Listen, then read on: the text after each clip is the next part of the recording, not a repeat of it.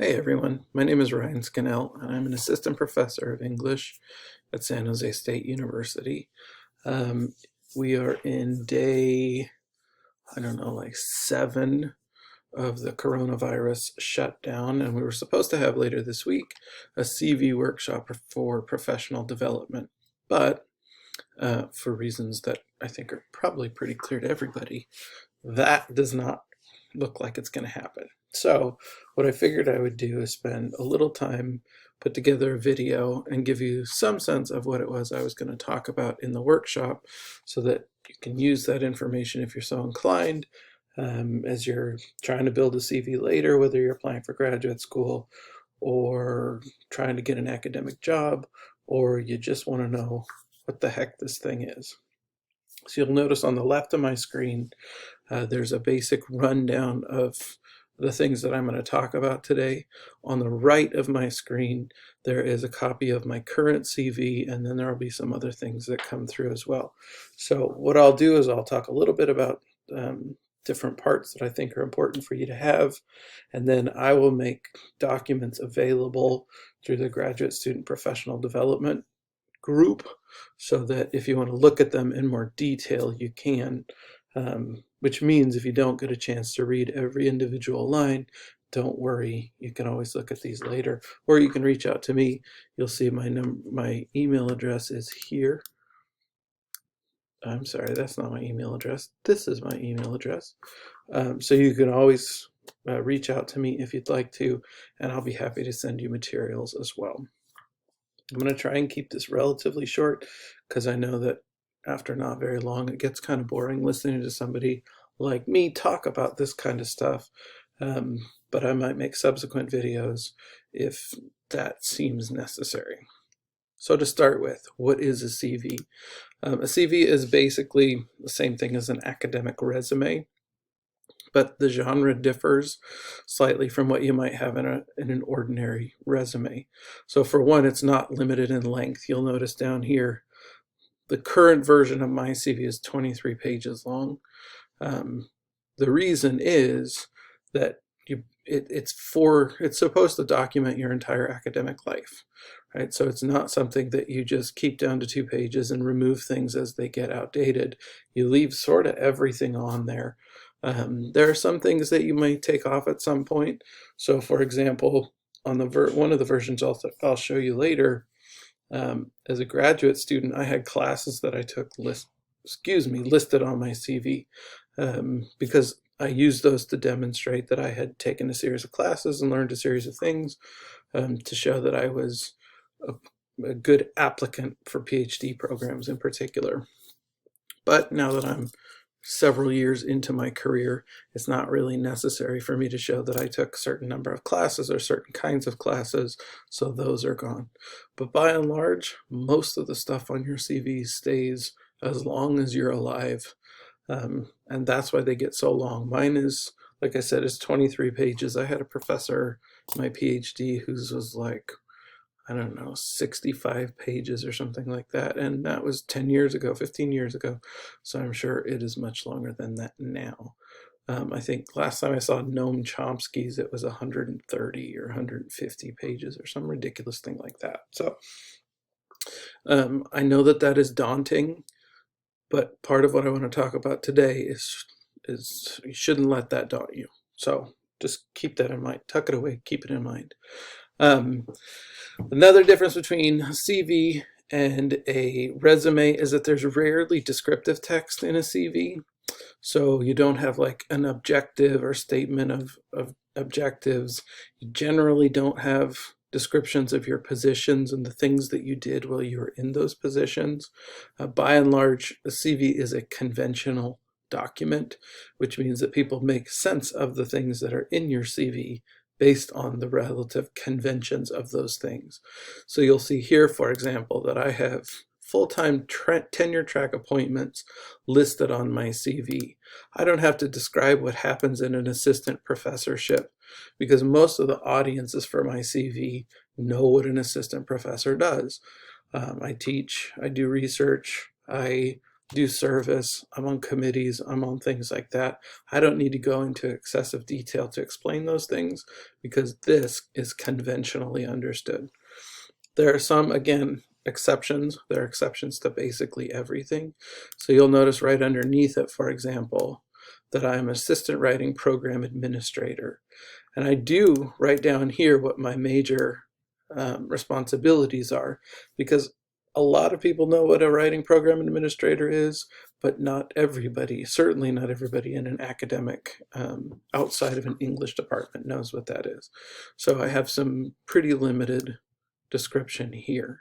So I would expect audiences mostly to know what this is. I would not expect audiences necessarily to know what this is, and that's really the distinction. The other thing that you'll notice over here is there are conventions for CVs, but there are not hard and fast rules, right? So I've seen, I'll talk a little bit about order in a few minutes, where you put things. I'm going to make some recommendations. I'm going to make some suggestions based on a lot of what I've seen, but I've seen other people do other things other ways. So part of the decision-making process is, what do you expect audiences to get out of the CV that you're sending them? So you're going to have to think hard about what you are trying to communicate by making certain decisions.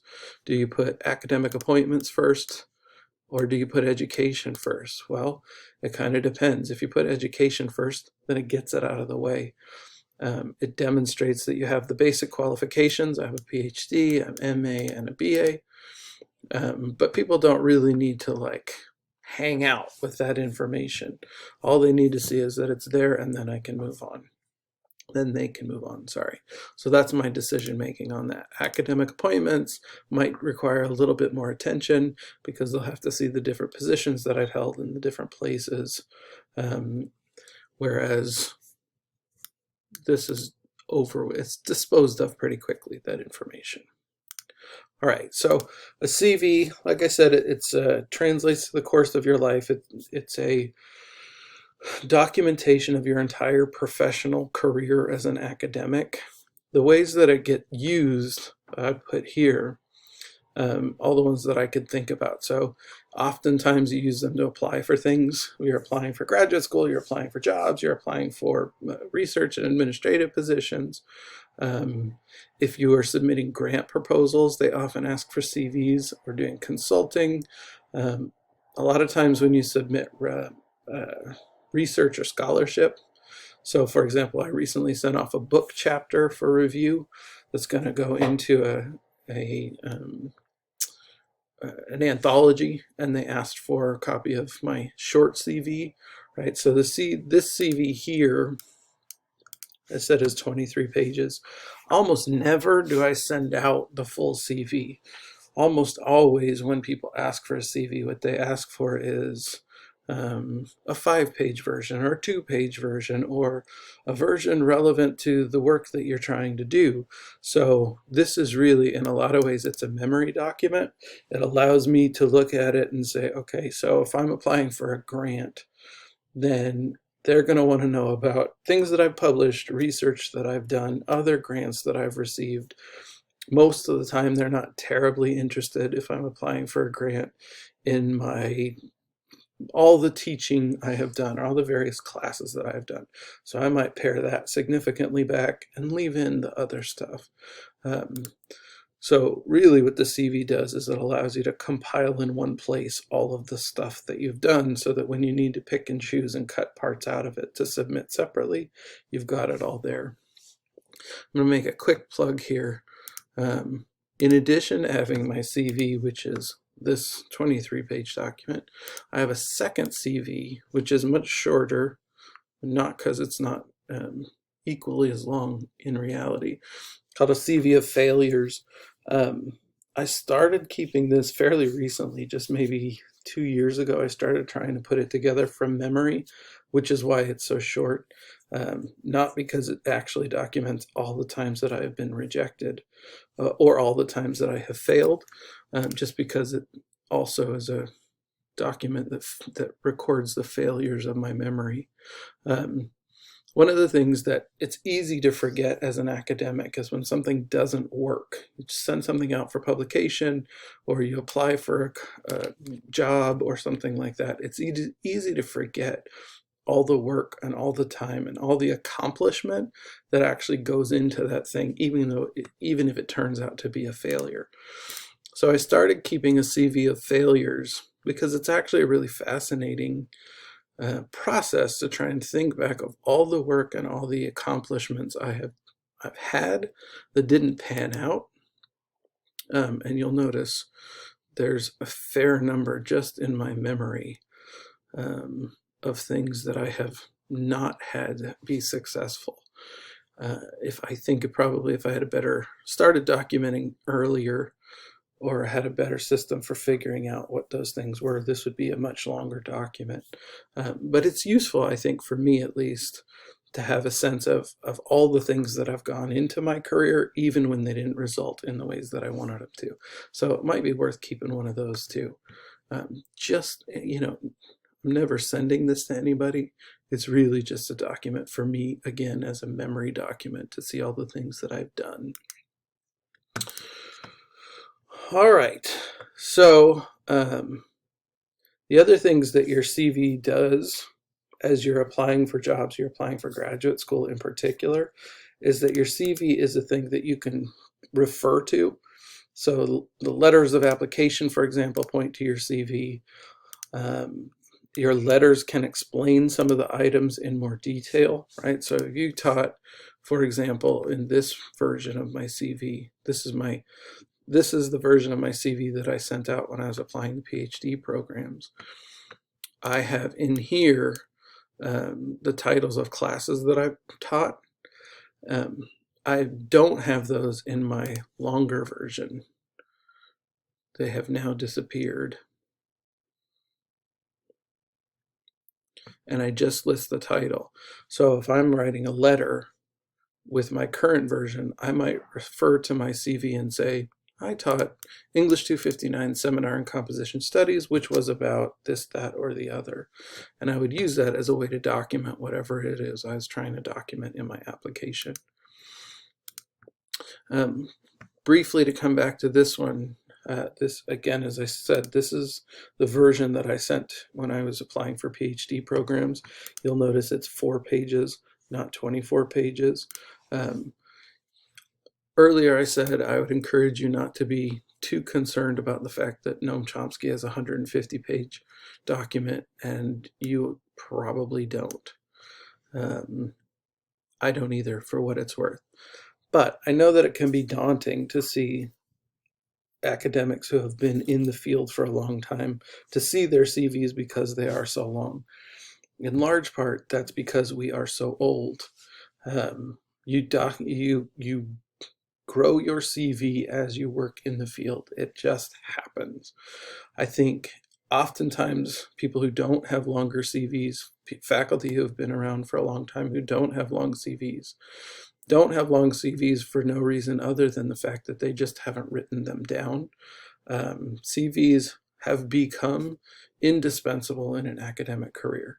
They were not always indispensable in an academic career. So in some cases, people have much, much, much richer professional histories than show up in their CV. Since you are at the beginning of your academic career, I would encourage you to start writing things down now. You'll notice, for example, in my long CV, I have things in red. The things that I have in red are things that are potentially in the future, coming up soon, that maybe they've been accepted, but I haven't given them yet. So for example, this roundtable was accepted for a conference I was supposed to go to next week. Now it's been canceled because of the coronavirus. So I won't actually give that, which means that I probably shouldn't list it on my CV unless I have some sort of explanation for it. These ones right above it haven't happened yet. The conference is still being decided on. So I put that in red so that I can keep track of what I'm supposed to be doing.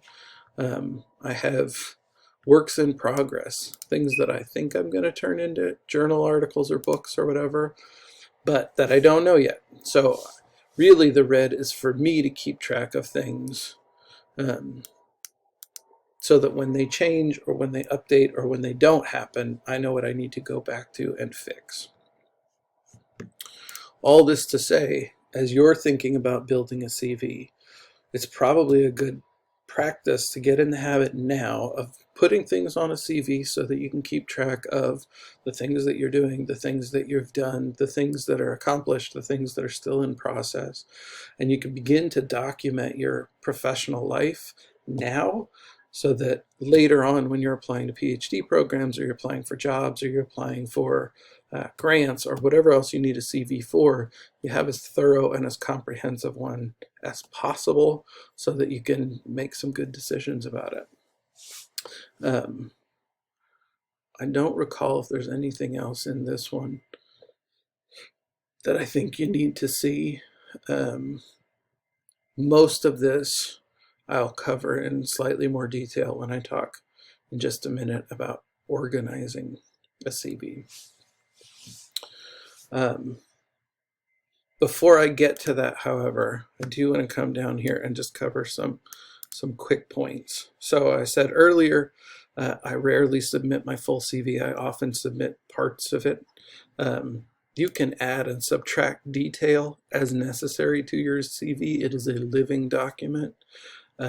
So depending on the circumstances, again, if I'm applying for a grant, then I'll put different things in my CV than if I'm applying for a teaching job or if I'm applying for something else. Oftentimes, the different kind, if you're applying for jobs, there are different kinds of jobs, research intensive, teaching intensive.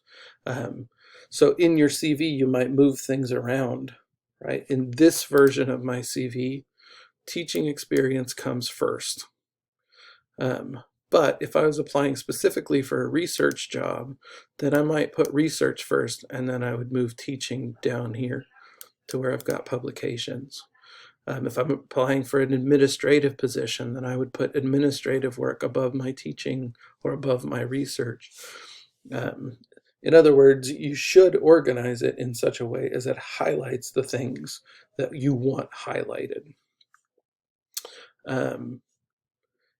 Another thing worth noticing is that in this document, I've got major headings for the various things. If you go to my more current one, I have major headings, and then I have subheadings, and in some cases I have sub-subheadings.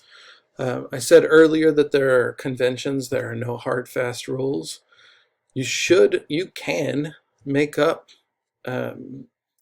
subcategories and categories that help to explain what it is that your job is, what it is that you've done. So I have publications, and I think it makes sense to break them down into various subsections in order for readers to make sense of what it is, the things that I have done.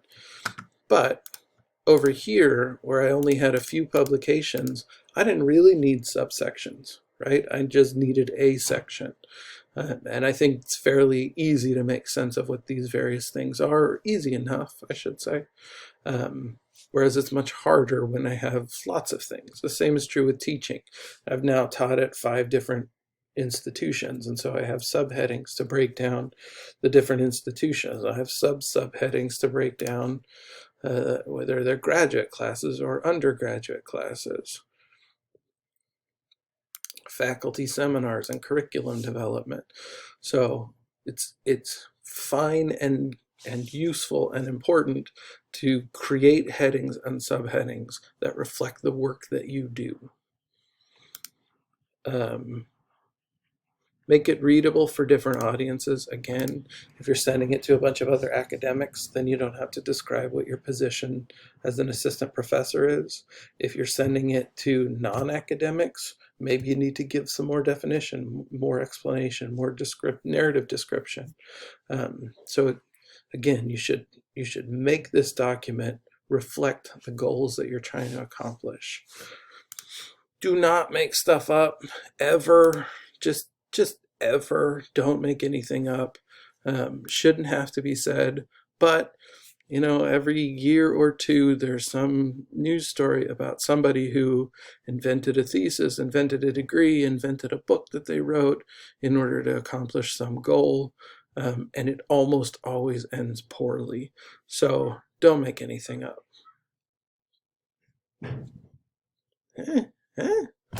Finally, design.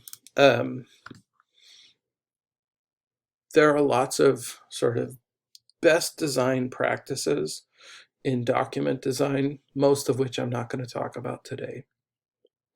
In general, CVs tend to be relatively minimalist documents. You'll notice I don't have pictures. I don't have graphics. I don't have lots of things going on. However, what I do have is some bold. I do have different size fonts to indicate different things. I have lots of white space. These documents are really hard to read, and they're even harder to read if you've got everything bunched all together. And so if you want to be able to draw people's attention, readers' attention to certain things, it's useful to make use of your white space. I don't think you want too much.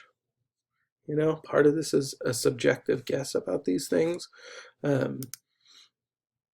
don't think you want a lot of over design, but it is useful to think about how it designed. What font are you going to use? You'll notice in this one I'm using Corbel. In this I have Times New Roman. Times New Roman is pretty common. Corbel is slightly less common. Actually, it's a lot less common. People use Calibri, people use Arial. Probably shouldn't use Comic Sans, for example, unless it's for a particular reason. So think carefully about what it is that you're intending to do. If you're going to have, if you have a lot of publications, you have any publications for that matter, pick a style of citation and stick with it. If you have, what else? If you're going to use bullet points, use them consistently, for example. So in these, what I use them for is to designate versions of these courses that I've taught. Right? And I try to use those as consistently as possible so that they look like I have made some decisions, careful decisions, rather than just that they are randomly done. So try and keep track of those design elements so that when you're getting ready to send your CV out to an audience, they can look at it and get a good sense of what it is they're looking for, what you're trying to accomplish. You can draw their attention to the things that you want to draw their attention to and not draw their attention to things that you don't want to. All right, so for the last few minutes here, I do want to talk about building a CV. This is equal parts straightforward and confusing. So I will try and be equal parts straightforward and confusing as I talk about it. For most academics, there are three traditional categories of evaluation: teaching, research, publications, scholarship, I might add. So this is the research that you do and the things that you publish, and then service. Almost all of our work, particularly as junior academics, gets categorized in one of these three categories. In some cases, you'll have administration as well, but rarely as a junior faculty member. So when you're building a CV, those three categories are also the three main categories you're going to want to focus on. You'll need to include your education and your positions. You'll want to include honors, memberships, and references, but the bulk of your CV is going to be in these three categories. As I said earlier, these might move around depending on what it is, what job you're applying for, what thing you're applying for, but in almost every case, all three of these things will be present. Some additional things that you might have might be teaching interests, research, thesis, dissertation, editorial positions. So, oh, that's the wrong document. on this one, for example, when I was applying for PhD programs, I described my thesis in just over 100 words. So that when I sent this out to people who were trying to evaluate my application, they had a sense that I knew what I was talking about. Upon rereading, I'm not totally sure I knew what I was talking about. Nevertheless, that's the goal of this, is to give people some sense of what it is that you're talking about. Now, again, I've got a PhD and I'm in a job and I've been here for a while. I don't still have the description of my thesis or of my dissertation on my CV. But at the time when I was trying to apply for PhD programs and show PhDs that I knew what I was talking about, that's why I have that there. You might have professional development and, again, courses taken. These things, actually editorial positions and grants and fellowships, once you have them, they'll stay on your CV, but you may never have them. So if, in fact, any of these, if you don't have them, any of these, if you don't have them, you don't have to have them, right? They're not requirements. Once you have them, you put them on your CV and they generally stay there. The case is not the same with these, or with these. Teaching interest, research interest, thesis, dissertation, professional development, courses taken, those may come off at some point once they're no longer useful for you, but there are other common things that people put on their CVs.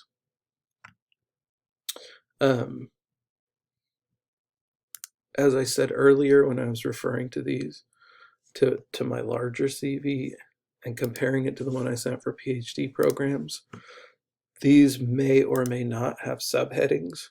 So for example, I have presentations here, and now several years into my career, I have conference papers and keynotes and invited talks and invited panelists.